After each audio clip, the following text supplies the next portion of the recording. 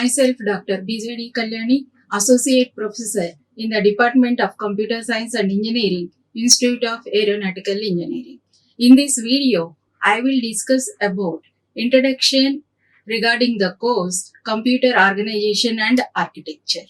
At the end of this video, the student will be able to learn the basic concepts related to the course Computer Organization and Architecture. The basic agenda of this video is overview of the course, terminology, types of computers, generations of computer, functional units of computer.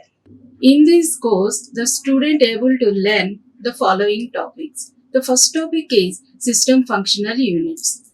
In the system functional units, what are the basic operational units in the computer system, how they are related to perform the intended functionality.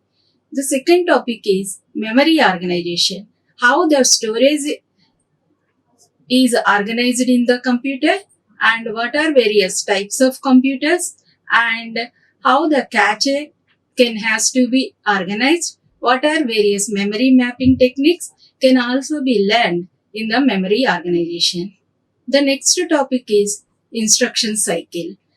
So how the program instruction can be executed with related to the hardware and with a sequence of various steps can be learned in the instruction cycle. The next one is bus system. In order to transport the data and information between various operational units of the computer, the bus system has to be organized. And what are various bus systems? How they are connected to the various functional units of the computer can be learned under the topic of the bus system. The next topic is computer software and hardware. The software is related to how logical view of the programmer and it is a collection of instructions to perform one objective. So how these objective or execution of the program can be done in related to the physical components or operational units of the computer with instruction set architecture can be learned under the topic of computer software and hardware. The next topic is addressing modes. To perform any computational process, the computer required various operands. Where these operands can be found, how these operands can be fetched, that can be discussed under various addressing modes. Next topic is instruction formats. So how instruction is organized, how the hardware components can understand the format of the instruction and what are the various types of instruction formats can be discussed under the concept of instruction formats. The next topic is CPU microarchitecture. So the control unit has to be coordinate and monitor all functional units of the computer. How the control signals can be generated, how the control memory can be functioned based on the micro instructions can be discussed under the topic of CPU microarchitecture. This course consists of basically 5 modules. The first module can give the overview or abstract view of various functional units of the computer. The second module can be divided into 2 sections. The first section can deal with the basic electronic functional units. Those has to be performed the intended basic binary arithmetic. The second part is concentrating on the control memory and micro instruction formats.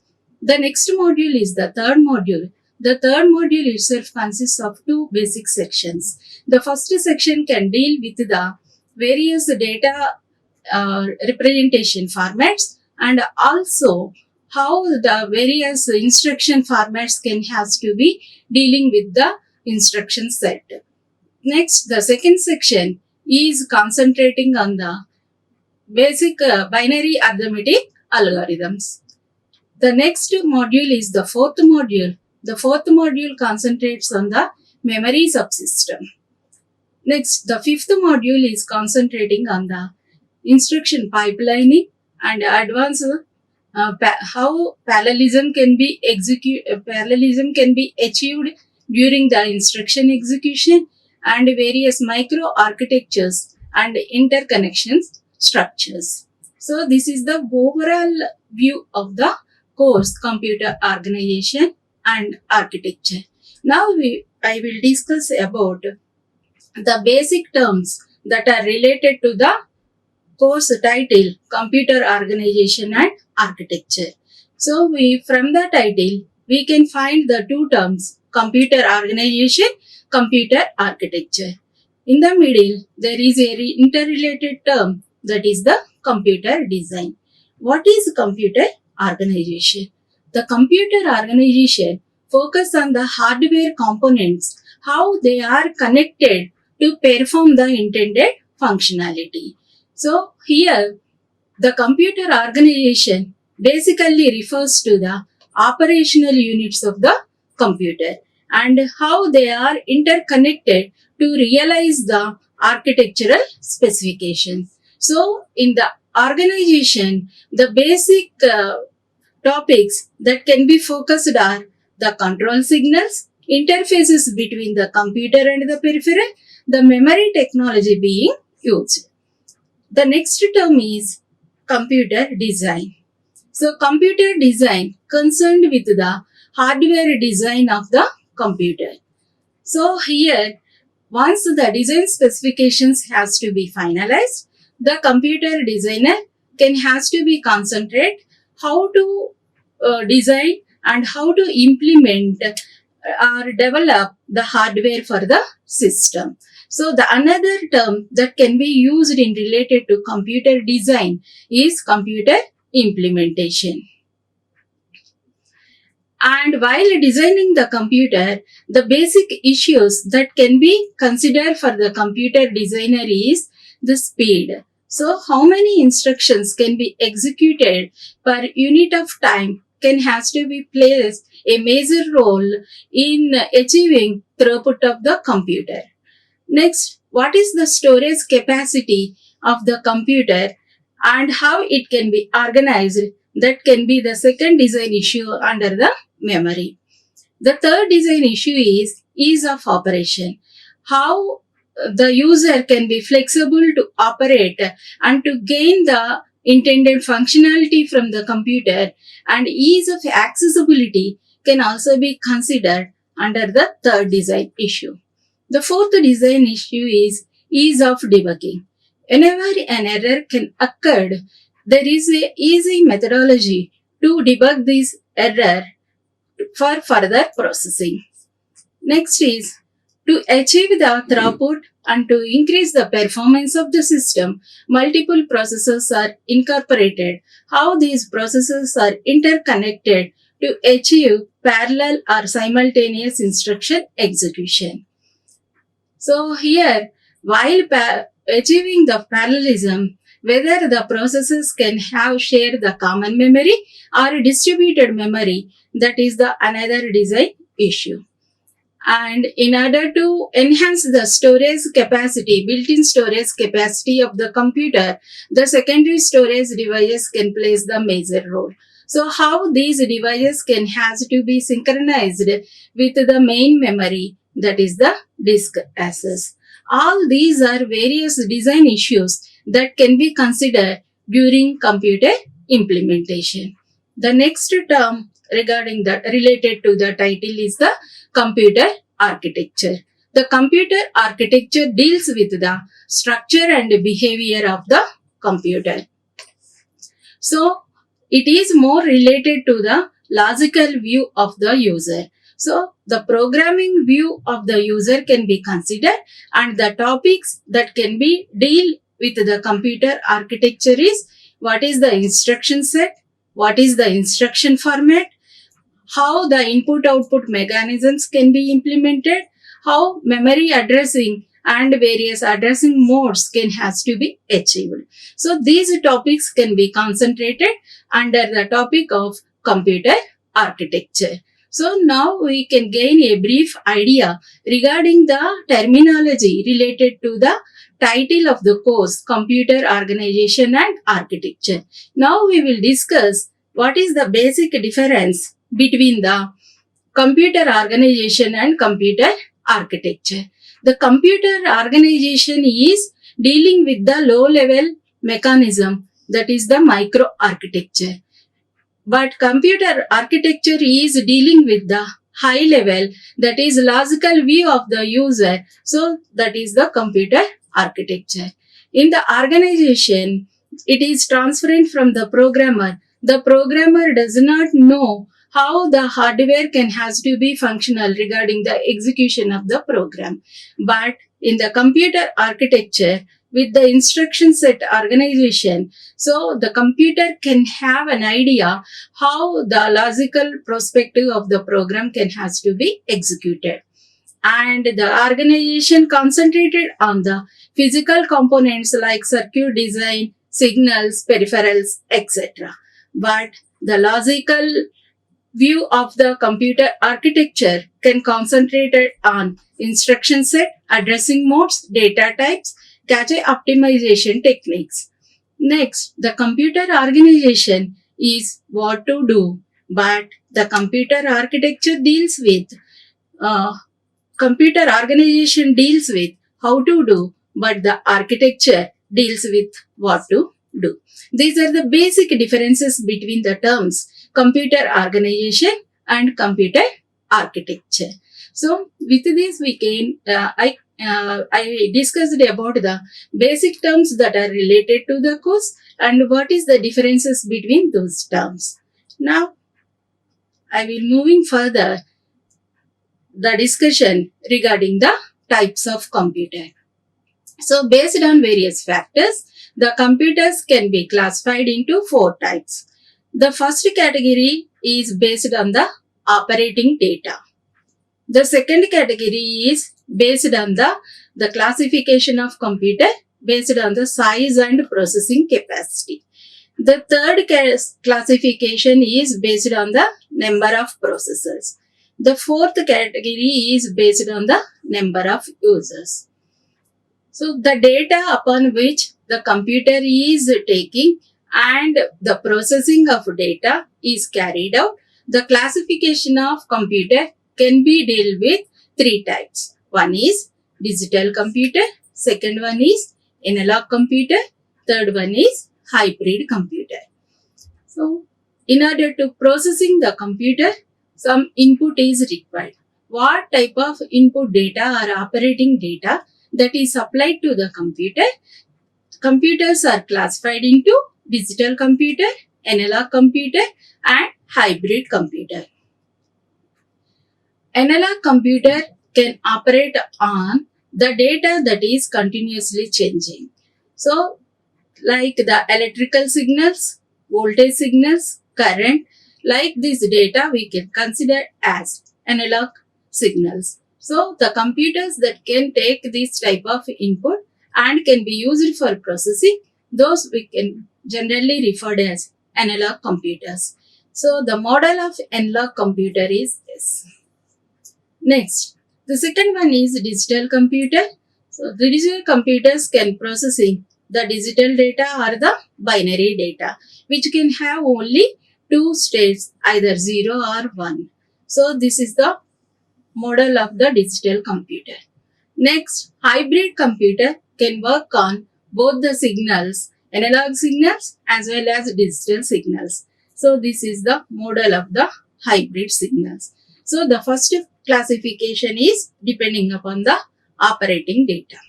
The next classification is depending upon the size and processing capacity.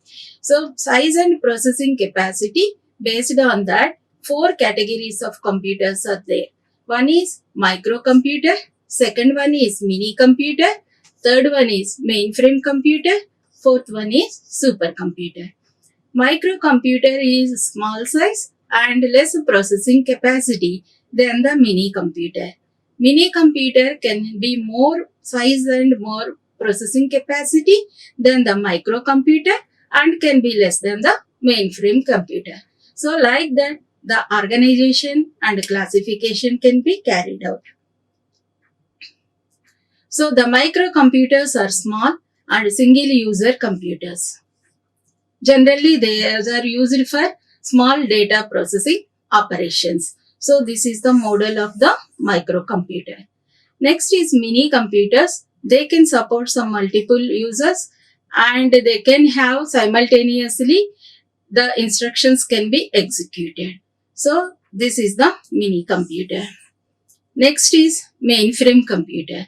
The mainframe computer is more powerful computer and capable of supporting many hundreds of thousands of users. IBM company is majorly concentrating on the mainframe computers for the data processing. Next is supercomputer, which is having enormous speed and can execute thousands and millions of instructions simultaneously.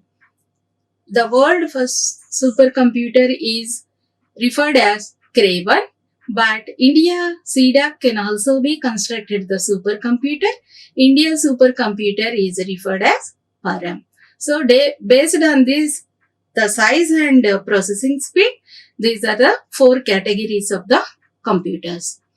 The third classification is based on the how many number of processors the system can incorporate.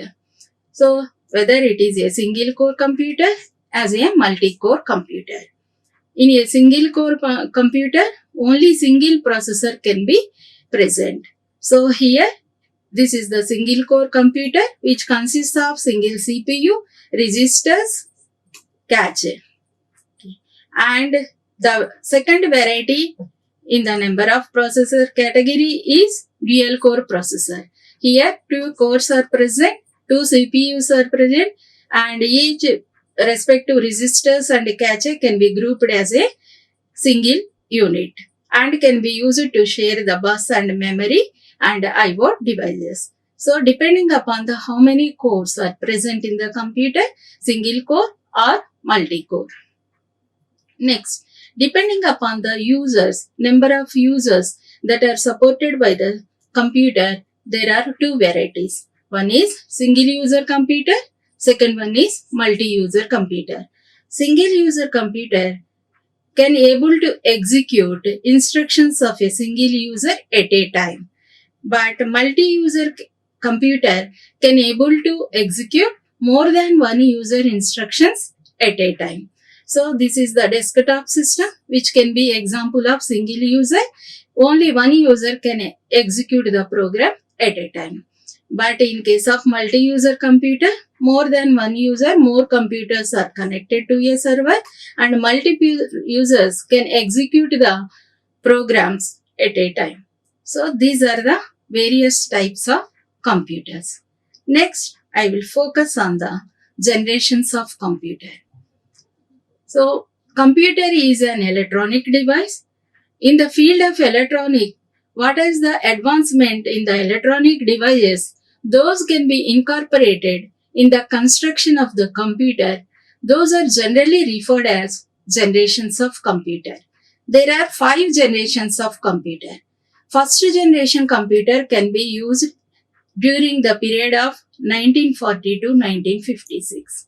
The second generation computers can be used during the period of 1956 to 1963. The third generation computers can be used during the 1984 to 1964 to 1971. Fourth generation computers can be used during the 1971 and present. And present and beyond, the fifth generation computers can be used. What is the major electronic component that is incorporated in the construction of these computers? Are the first generation computer can use vacuum tube as the major electronic component. The second generation computer can use transistor as the major electronic component. The third generation computer can use the integrated circuit as the major electronic component. The fourth generation computer use the technology VLSI. The full form of VLSI is very large scale integration. The fifth generation computer can use artificial intelligence and the advanced technology of VLSI, that is ultra large scale integration, has to be used in the fifth generation computer. Now I will discuss what are the features of each generation computer. The first generation computer model is like this. The first generation computer uses the vacuum tube technology. And these are the vacuum tubes that are incorporated in the construction of computer. Vacuum tube size is very large, so the computer size can also be very large. And it is very costly and it is large size, so more power has to be consumed and more heat can also be generated. So it requires the AC and it is not a portable device. Why? Because it is a very large size. And the example of first generation computers are ENIAC and UNIVAC. Next, the second generation computers are constructed based on the major electronic device transistors. And the model of the second generation computer is like this. And when compared to the first generation, the size has to be reduced here so that it can consume less electricity and generates less heat. And it can be somewhat reliable when compared to the first generation computer. It can support the programming language, assembly language, but it is also generating heat, so AC is required. The examples of second generation computer are IBM 4101, Honeywell 400 series computers are the examples of second generation computers. Next is the third generation computer. The third generation computer, the major electronic component that can be used is the integrated circuit. The model of third generation computer is like this. So it can consuming less power and it can produce less heat compared to the previous generation.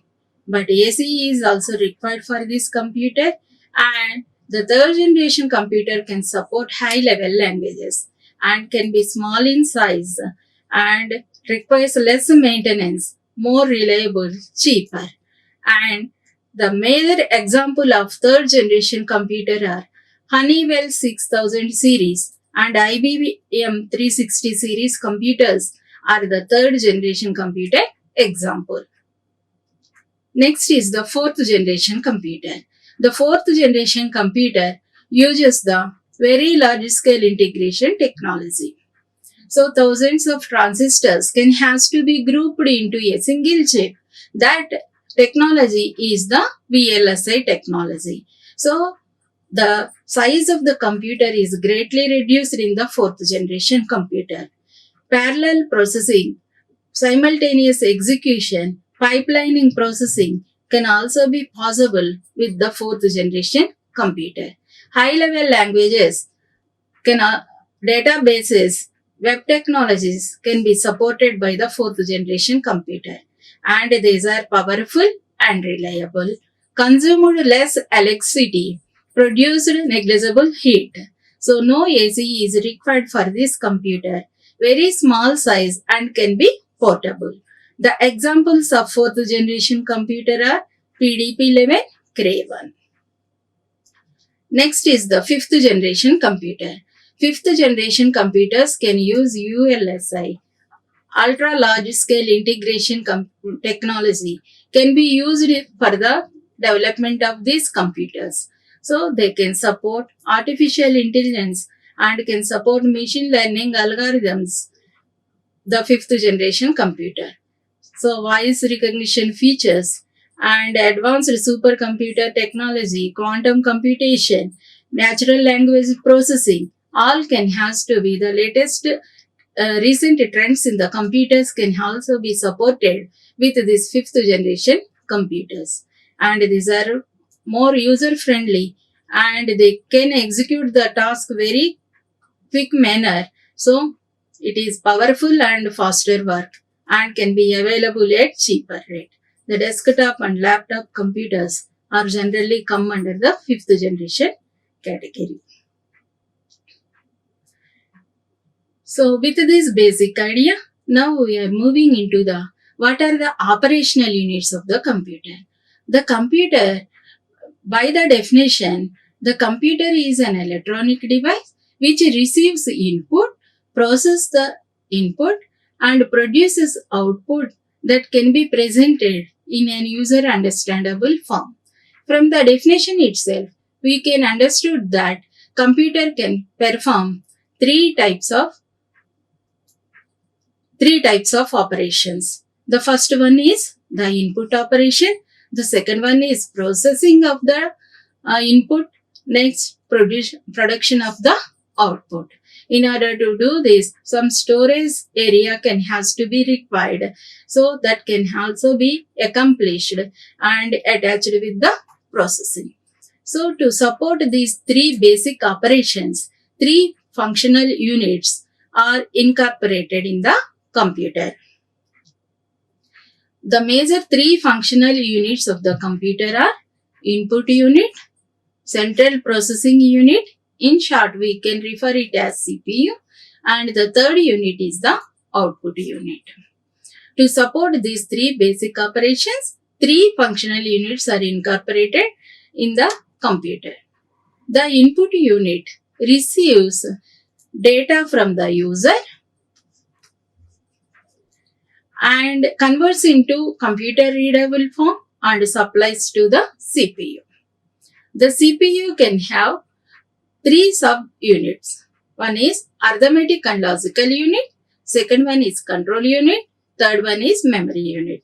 The arithmetic and logic unit basically used for computational and decision making purpose. The control unit coordinates all the functional units of the computer. Next, the memory unit provides the storage capacity for the computer. So these are the three subunits that are under the CPU. The next functional unit is the output unit. The output unit receives the information from the CPU and it can be represented in an user understandable form by using the various output devices. So this is the basic or abstract structure of the operational units of the computer. Now I will discuss in detail about each and every unit. The first unit is the input unit. The input unit provides man-to-machine interaction. So through these input devices, the user can able to give the operating data to the computer.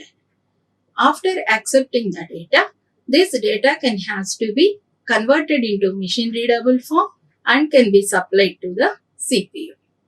Depending upon the user requirement, more than one input device can be connected to the computer. Most generally used input devices are keyboard, mouse.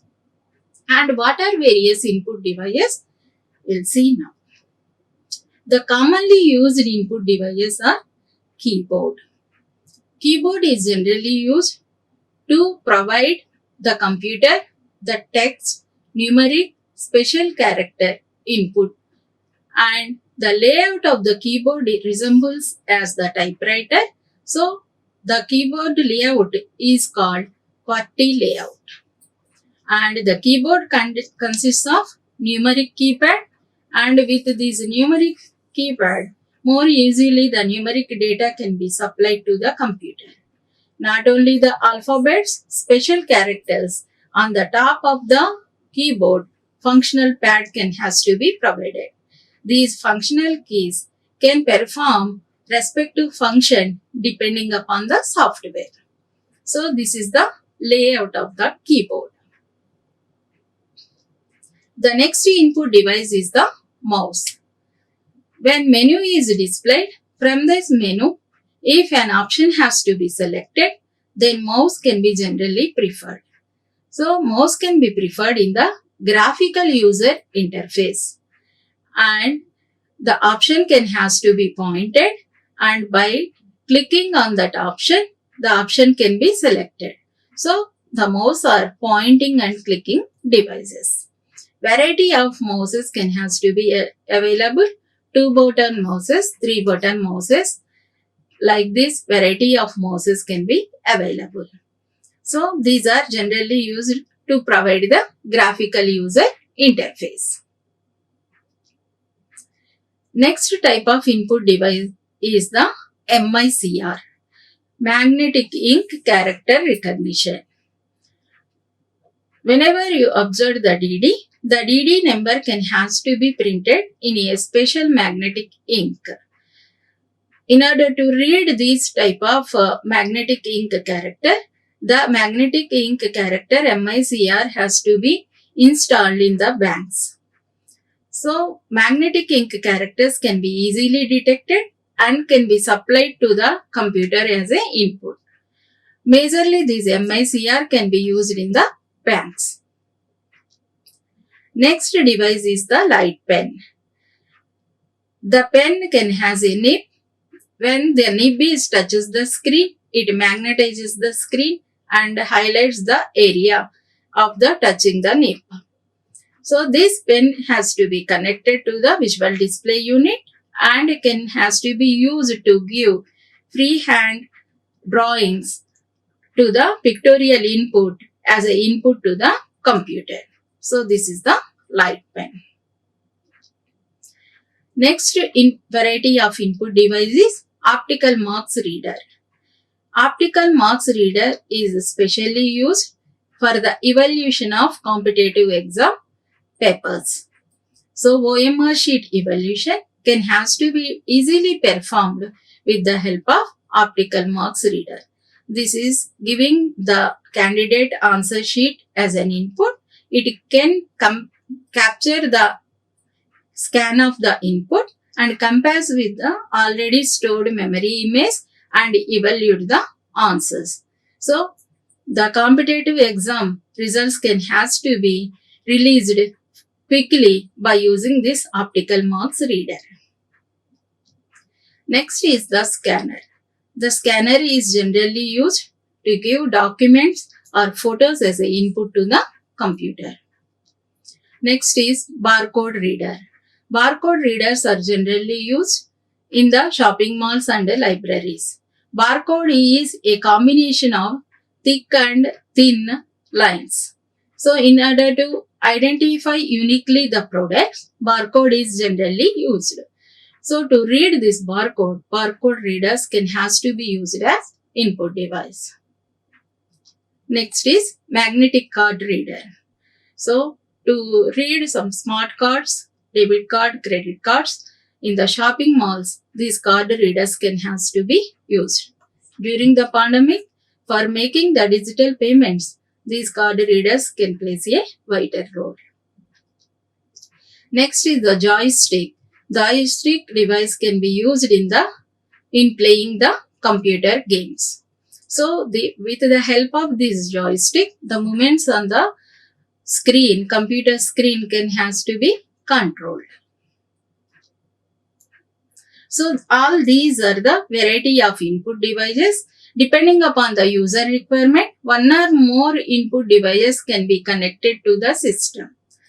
So it takes the input devices takes the necessary data or input from the user, convert it into the machine readable form and supplies to the CPU. The CPU can consist of 3 sub-functions, that is control unit, arithmetic logic unit, memory unit. The layout of the CPU is like this. The control unit can coordinate all operations of the remaining functional units of the computer.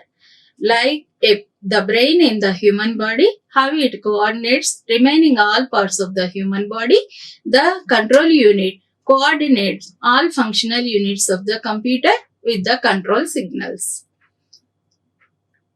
The control unit issues commands for the input unit, memory unit, output unit to act accordingly the user instruction.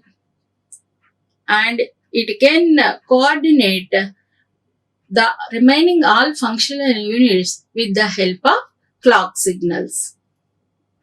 And the layout of the control unit is like this. The next subunit of the CPU is the arithmetic and logical unit. The processing capacity has to be incorporated in the computer and can be supported the computational and decision making capacity of the computer with the help of this ALU. The arithmetic and logical unit, the name itself, can perform basic arithmetic operations like addition, subtraction, multiplication, division. And the logical operations can be used to incorporate decision making capacity to the computer. The basic logical operations that can be performed by the computer is and, or, not. And the layout of the ALU is like this. The next subunit of the central processing unit is the memory unit. Memory unit majorly used to store programs and data. The storage capacity can majorly provided for the computer with the help of memory unit. Memory is basically divided into main memory or primary memory and auxiliary memory or secondary memory. The main memory is built-in memory available with the computer. The secondary memory is external to the CPU. And this is the layout of the memory unit. After the CPU, the third functional unit of the computer is the output unit. The output unit is provided machine-to-man communication or interaction. What is the after computation? What are the results that are produced by the computer can be stored in the memory. In order to represent this information in an user understandable form, various output devices can be connected with the computer. So it can read the information that is produced by the computer and can present in a user understandable form. The most commonly used output devices are VDU, visual display unit, or generally we can refer it as screen, and the second category is the printer. And various variety of output devices are visual display unit, the screen. So here with the help of pixels, the information can be presented on the screen of visual display unit. And here the visual display unit generally produces the soft copy of the output. The second category of output devices are the printers. Printers can produce the hard copy of the output. So here variety of printers are available: inkjet printer, laser printer, dot matrix printer. On a paper, the information that is produced from the computer can be printed with the help of this printer output device. Next one is the speaker. Speakers can be used to produce the voice output. If at all any blind people can be there, this speaker plays the major role for giving the output. So depending upon the requirement of the user, the more than one input device and output devices can be connected to the computer. So with these three functional units, the basic three operations of the computer, input, process and output, can also be performed by the computer. So in this video, the introduction related to the course Computer Organization and Architecture is covered with overall and abstract view of the course. And next week, I discussed about what are the types of computers, generations of computers, and what are various functional units of the computer with the help of block diagram of the computer. Thank you. Like, share and subscribe. Hit the bell icon for more updates.